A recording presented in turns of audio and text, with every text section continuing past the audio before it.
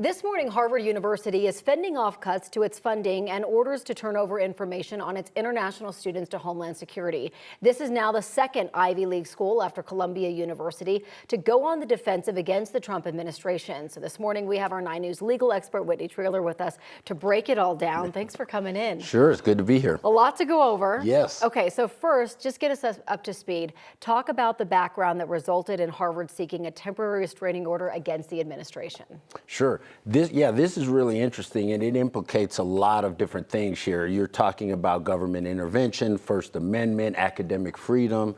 And so this really started right after Trump took office, and really he started going after these colleges and alleging that their pro-Palestinian protests, or the allowance of that, was anti-Semitic, threatening to withhold federal funds if they didn't really acquiesce to his demands, including not only the pro-Palestinian, curbing all of those sort of protests, but also their DEI and things like that. And so that's really what happened, is that they sent a list of demands to Harvard, reporting foreign students for code violations, reforming its governance and leadership, discontinuing its DEI programs, even cutting masks. And Harvard responded and said no. So the government, so he withheld, right now it's about $2.3 billion in federal funding, and is threatening to take away Harvard's tax-exempt status. So as a result of that, then this group of teachers filed this lawsuit. Now, can you, before we get to that, can you give context? Because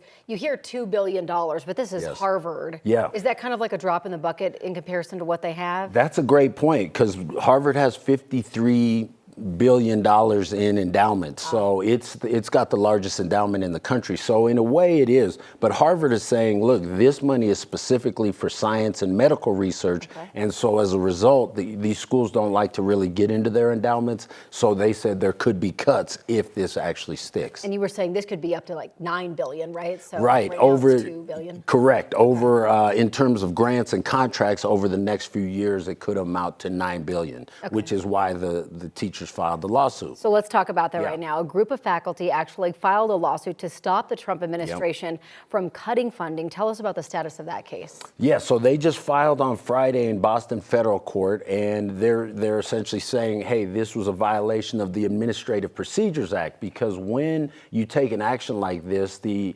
Administrative Procedure Act governs these administrative agencies and how they can go about it. And they're saying this was arbitrary and capricious. This was not detailed. There was not specifics to this plan. It was just, hey, we don't like what you're saying, or we don't like what you're allowing people to say, so we're withholding the money. And they have, I think, a legitimate argument there. Okay, so does the president have the authority to do this?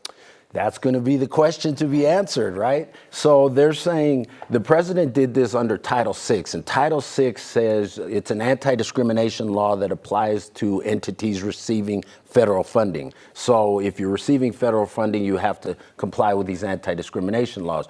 I don't think that this is the congressional intent, the way that the administration's trying to use this. So I think he's got a problem on Title VI, but there's also the Administrative Procedure Act. Did he comply with the way that these agencies are supposed to withhold funding if they're going to do it? And then, of course, the Impoundment Control Act. So that says, and before he was even elected, he was saying, impound, baby, impound, basically saying, look, if Congress has already allocated certain funds, the president can't then just arbitrarily withhold it. So that's called impoundment, but he can withhold it for a certain amount of time. So I think we're going to see this law play out as well in terms of whether or not he can actually withhold it for good. I see. Yeah. Last question for you. Yep. Do you think this is an attempt to curb free speech or a legitimate attempt at eliminating anti-Semitism? Well, what the intent is questionable, but what I think it's resulting in is absolutely an unconstitutional curbing of free speech rights. Because essentially what they're doing, and the courts are very clear, you can't stop speech just because you don't like the speech, right? There's certain instances that none of the amendments are absolute. So there's certain instances that speech can be regulated, and if it's fighting words, if it's likely to incite lawlessness, homelessness. There's certain commercial regulations. But simply saying, hey, your students are protesting, we don't like what they're protesting, the courts are clear that the government can't come into a private institution like Harvard and tell them what they can and can't say, who they have to hire. So I think this is an unconstitutional restriction of free speech for sure. All right, so much more to come with this. As always, Whitney, thank you so much for coming in. Sure, good to be here.